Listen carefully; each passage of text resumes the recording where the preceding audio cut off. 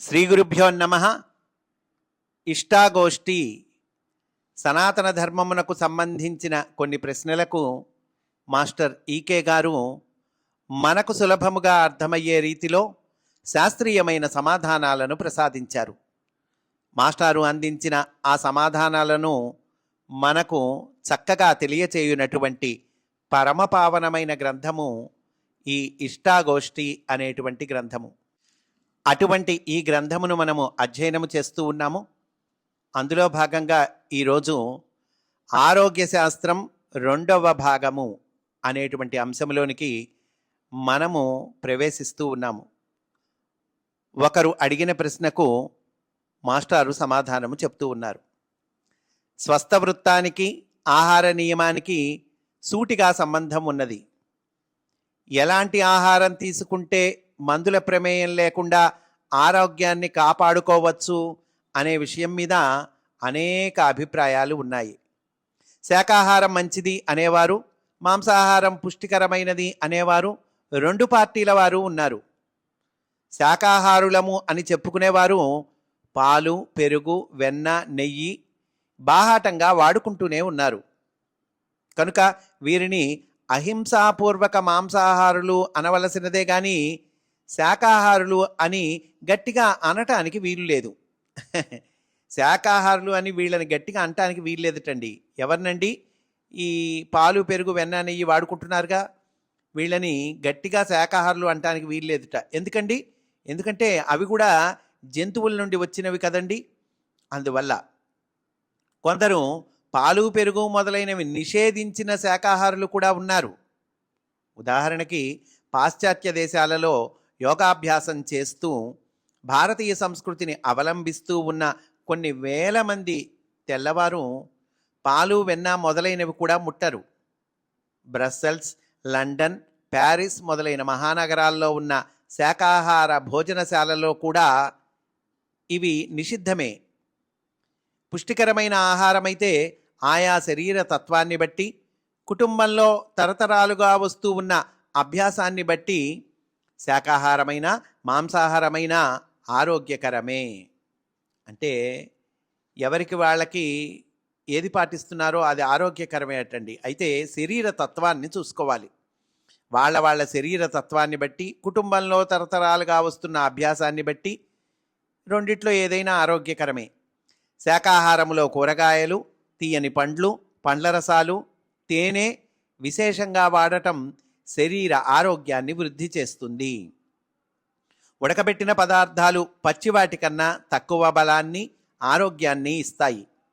కాచిన పాల కన్నా పచ్చిపాలు ఎక్కువ ఆరోగ్యం. కాచటం, ఉడకబెట్టడంతో జీవకణాలు మృతమవుతాయి అన్నది కాదనరాని సత్యం. శరీరంలో ప్రాణమయ కోశం చురుకుగా ఉంటేనే కానీ అన్నమయ కోశానికి ఆరోగ్యకరమైన ధాతువుల నిర్మాణం జరగదు. అన్నమయ కోశము అంటే ఫిజికల్ బాడీ అండి. దాని లోపలి పొరలో ఉండేటువంటిది ఈ ప్రాణమయ కోశం. కనుక శరీరంలో ప్రాణమయ కోశం చురుగ్గా ఉంటే కానీ ఈ ఫిజికల్ బాడీ ఆరోగ్యకరమైన ధాతువుల నిర్మాణం జరగదు. అంటే ఫిజికల్ బాడీకి ఆరోగ్యకరమైన ధాతువుల నిర్మాణం జరగదు. ప్రాణమయ కోశం చలాకీగా ఉండి స్పందనలలో సామ్యం సిద్ధించాలంటే ఉడకబెట్టకుండా, కాచకుండా ఉన్న శాకాహార సంపద చాలా అవసరం. స్పందనలు అంటే పల్సేషన్స్ అండి. ప్రాణమయ కోశం చలాకీగా ఉండాలి, పల్సేషన్స్ వాటిల్లో సామ్యం సిద్ధించాలి అంటే కనుక ఉడకబెట్టకుండా, కాచకుండా ఉన్న శాకాహార సంపద చాలా అవసరంట. అందుకని ఏదో ఒక రూపంలో పండ్లు, పచ్చికూరలు, తేనె, పచ్చిధాన్యపు గింజలు శరీరానికి అందించబడాలి. ఇక యోగాభ్యాసం, ఇంద్రియ నిగ్రహం, మానసిక శాంతి కోరిన వారికి ఇవి తప్పనిసరి అని చెప్పనక్కరలేదు.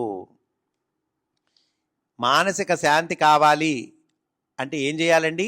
యోగాభ్యాసం, ఇంద్రియ నిగ్రహం ఇవి చేసుకోవయ్యా అంటున్నారు. ఇవి తప్పనిసరి అంటున్నారండి. పచ్చి ఆహార పదార్థాల కన్నా ఉడకబెట్టినవి, అంతకన్నా వేయించినవి, కాల్చినవి తక్కువ ఆరోగ్యాన్ని ఇస్తాయి. నూనె, నేతి వేపుళ్ళు, వడియాలు, అప్పడాలు, ఒరుగులు, ఊరగాయలు అలవాటు చేసుకొన్నచో రుచి కోసమే కానీ దేహ పోషణకు పనికిరావు. ఇవి కేవలం రుచి కోసమండి. ఇవి నిరుపయోగాలే కాకుండా అనారోగ్యాలు కూడాను. ఇవి అనారోగ్యమటండి, నిరుపయోగాలట. ఏవండి? వడియాలు కానీ, అప్పడాలు కానీ, ఒరుగులు కానీ, ఊరగాయలు కానీ, నేతి వేపుళ్ళు కానీ, నూనె వేపుళ్ళు కానీ. ఆయుర్వేద శాస్త్రంలో వీటిని తినేవాళ్ళు కుణపఖాదకులు. అంటే ఏంటండి కుణపఖాదకులు? అంటే ఆయుర్వేద శాస్త్రంలో వీటిని తినేవాళ్ళని. ఏమిటండి కుణపఖాదకులు అంటే అర్థం ఏంటండి? శవాలను తినేవారు అనిటండి అర్థం. కనుక ఇట్లాంటి వాళ్ళని కుణపఖాదకులు అని వ్యవహరింపబడతారు. వారికి ఆయువు ఆరోగ్యము అల్పమై బ్రహ్మవర్చస్సు నశిస్తుందని చెప్పబడి ఉంది. బ్రహ్మవర్చస్సు అంటే ఇంగ్లీష్లో వైటల్ మ్యాగ్నెటిజం అంటారండి. ఇవి కాక గంజివార్చిన అన్నము, వార్పుడు కూరలు కూడా పనికిరావు. కొన్ని కూరలు మీరు గమనించారో లేదో, నీళ్ళల్లో ఉడకబెట్టి అవి వారుస్తారండి. అంటే నీళ్ళల్లో బాగా ఉడకబెట్టి మళ్ళీ చిల్లుల పళ్ళెల్లో వేసి ఆ నీళ్ళన్నీ పోయేట్టు చేసి తర్వాత ఆ పదార్థాన్ని కూరగా చేస్తారు. అలాగే అన్నము కొంతమంది గంజి వారుస్తారు. ఇవి కూడా పనికిరావు అంటున్నారు. వార్చిన అన్నాన్ని శాస్త్రంలో అన్నమలము అంటారు.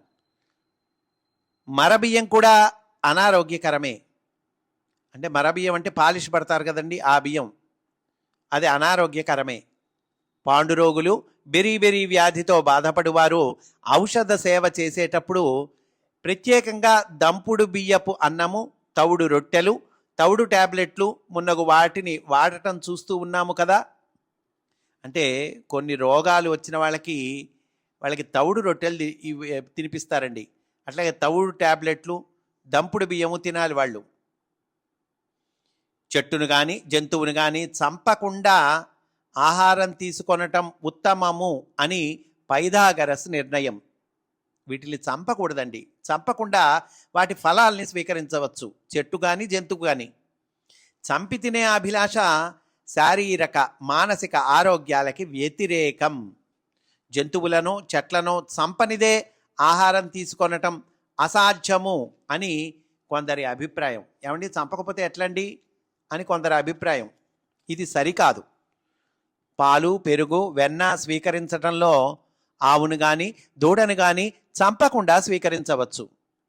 చెట్ల నుండి పండ్లు, కాయలు, ఆకులు స్వీకరించటంలో చెట్లను చంపనక్కర్లేదు. ఇక దుంపల విషయంలో ఆ చెట్లకి దుంప తెంపక తప్పదు. దుంపలు తినాలంటే తప్పదండి, చంపక తప్పదు. ఈ దుంప నాశనం అంగీకరించని కొందరు దుంపలను తినరు. అంటే అట్లాంటి వాళ్ళు కూడా ఉన్నారు. మరి దుంపని చంపాలి కదా, ఆ దుంప వాటిని చంపాలి కదా అని కూడా కొంతమంది వాటిని తినరటండి, దుంపల్ని. ఇన్ని రకాల పండ్ల చెట్లు, కాయల చెట్లు ఉండగా దుంపలను తినకపోతే గడవదా అని వీరి మతం. సృష్టిలో వృక్షాల కన్నా జంతువులు మానవులకు సన్నిహితమైన లక్షణం కలవి.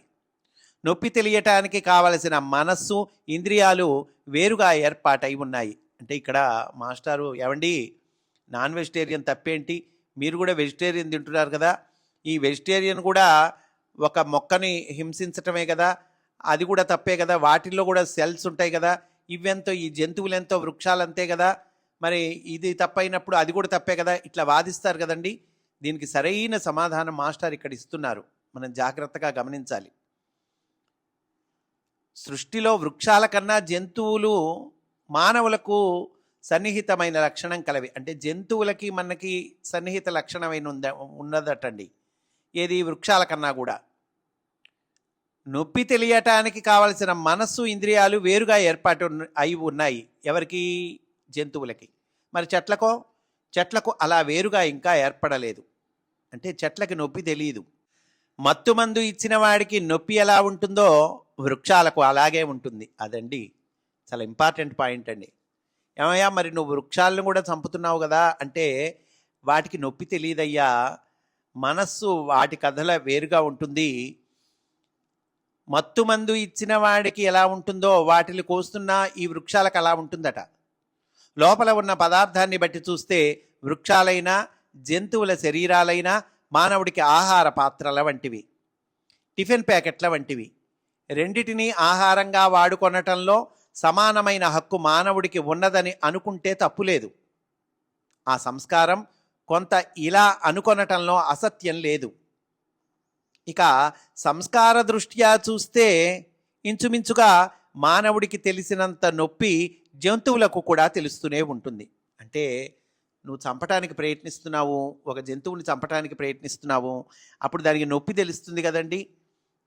ఇది మానవుడికి ఎంత ఉంటుందో నొప్పి జంతువులకు కూడా ఉంటుంది, అలానే ఉంటుంది అంటున్నారు ఇంచుమించుగా. చంపే సమయంలో చెట్లకు నొప్పి మానసికంగా తెలియదు. చెట్లకు తెలియదుటండి, మానసికంగా తెలియదుట. ఎవడన్నా రాక్షసుడు తనను విరుచుకొని తింటాడని అలా తింటాడంటే మానవుడికి జంతువుల కన్నా ఎక్కువ బాధగా ఉంటుంది. చంపేటప్పుడు ఎక్కువ బాధ, కొంచెం భయం జంతువులకు ఉంటాయి. మానవుడికి చంపబడబోతున్నాడని తెలియగానే బాధ కన్నా భయం ఎక్కువగా ఉంటుంది. ఇంగిత జ్ఞానంతో పాటు భయం కూడా జంతువుల కన్నా మానవునికి ఎక్కువ. ఇంగిత జ్ఞానం అంటే కామన్ సెన్స్ అండి. ఈ కామన్ సెన్సు జంతువుల కన్నా మానవులకు ఎక్కువట.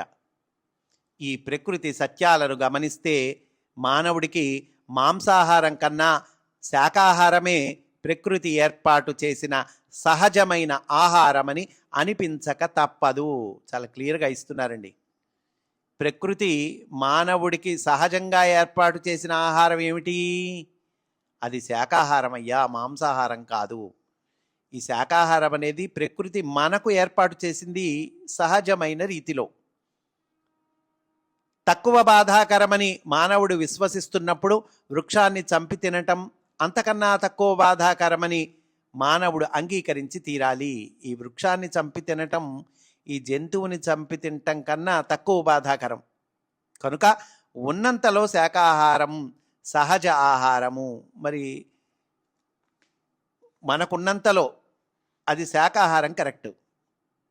మరొక దృక్పథంతో చూస్తే మాంసాహారం అన్నమయ కోశానికి ఎక్కువ పుష్టినిస్తుంది. అన్నమయ కోశం అంటే ఫిజికల్ బాడీ అండి. ఈ మాంసాహారం ఏం చేస్తుంది? ఈ ఫిజికల్ బాడీకి ఎక్కువ పుష్టినిస్తుంది. అందుకనే ఏమంటారు, కొవ్వు పెరిగిన వారిని, రక్తపోటు మొదలైన రోగాలు కలవారిని నెయ్యి వెన్న మానమని వైద్యులు సలహా ఇస్తారు. శాకాహారం ప్రాణమయ కోశానికి పుష్టినిస్తుంది. అంటే ఏ ఆహారము దేనికి పుష్టినిస్తుంది చెప్తూ ఉన్నారండి. మాంసాహారమేమో అన్నమయ కోశానికి ఎక్కువ పుష్టినిస్తుంది, శాకాహారం ప్రాణమయ కోశానికి పుష్టినిస్తుంది. క్రమశిక్షణ, సదాచారం మనోమయ కోశానికి పుష్టినిస్తాయి. సత్సాంగత్యం, సద్గ్రంథ పఠనం విజ్ఞానమయ కోశానికి పుష్టినిస్తాయి. యోగాభ్యాసం, భూతదయ, సత్యం, శౌచం ఆనందమయ కోశానికి పుష్టినిస్తాయి. వెరీ వెరీ ఇంపార్టెంట్ అండి. ఏ కోశానికి ఏవి పుష్టినిస్తాయి చాలా క్లియర్గా ఇచ్చారు మాస్టారు. మళ్ళా తప్పకుండా చదువుకోవాల్సినటువంటి మాటలండి ఇవన్నీ కూడా. తప్పకుండా వినాలి, తప్పకుండా చదువుకోవాలి. మానవుడు మిగిలిన జంతువుల కన్నా వివేకంతో జన్మిస్తాడు కనుక ఈ మార్గాలలో జీవితాలను మలచుకొనటం అతగాడి బాధ్యత. పైన చెప్పిన కోశాలలో ఏ కోశానికి పుష్టి కోరిన వారు ఆ కోశానికి సంబంధించిన ఆహారాన్ని నియమంతో స్వీకరించవచ్చు. అందులో తప్పేమీ లేదు. జన్మ సంస్కారానికి నచ్చిన ఆహారాన్ని నియమంతో స్వీకరించటం ఆరోగ్య శాస్త్ర సమ్మతం అంటూ మాస్టారు చక్కగా మనకు తెలియచేశారు. స్వస్తి. వాసుదేవా.